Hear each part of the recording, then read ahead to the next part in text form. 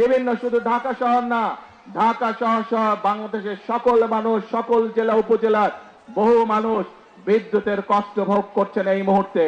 কিন্তু এই যে বিদ্যুতের সমস্যা, এই সমস্যা স্বৈরাচার, যে স্বৈরাচারকে এই দেশের মানুষ বিতাড়িত করেছে, তাদের আনপ্ল্যান অপরিকল্পিত পরিকল্পনার জন্য, অপরিকল্পিত বিভিন্ন পদক্ষেপের জন্য আজকে বিদ্যুৎ এবং জ্বালানির এই অবস্থা।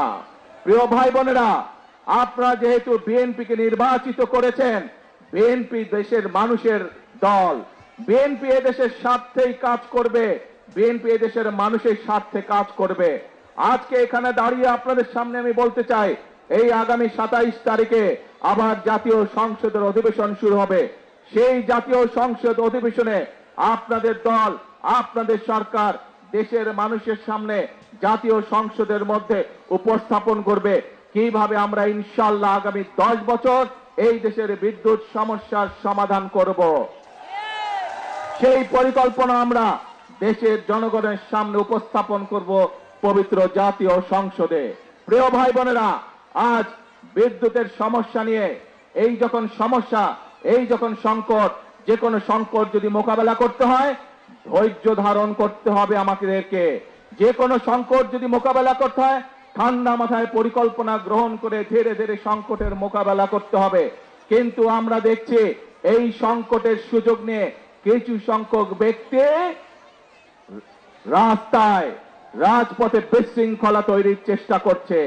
রাজপথে যদি বিশৃঙ্খলা তৈরি হয়, সবচেয়ে বেশি ক্ষতিগ্রস্ত হয় সাধারণ জনগণ। তাদের ব্যবসা বাণিজ্যের ক্ষতিগ্রস্ত হয়, তাদের চাকরি বাকরি ক্ষতিগ্রস্ত হয়, তাদের জীবনযাত্রা ক্ষতিগ্রস্ত হয়, কিন্তু উপকৃত হয় সেই সকল বিশৃঙ্খলাকারী। প্রিয় ভাই বোনেরা, প্রথমেই বক্তব্যের প্রথমেই আমি আপনাদের সামনে বলেছি, আমাদের লক্ষ্য হচ্ছে আগামীতে একটি ওয়েলফেয়ার স্টেট গঠন করা, একটি কল্যাণমুখী রাষ্ট্র গঠন করা, এবং সে কারণে আমরা কি কি পদক্ষেপ গ্রহণ করছি আপনাদের সামনে আমি তুলে ধরেছি। এখানে আপনারা হাজার হাজার মানুষ সমর্থন দিয়ে বলেছেন যে এই পরিকল্পনাগুলো যদি বাস্তবায়িত হয় তাহলে বাংলাদেশের মানুষ উপকৃত হবে, তাই তো নাকি?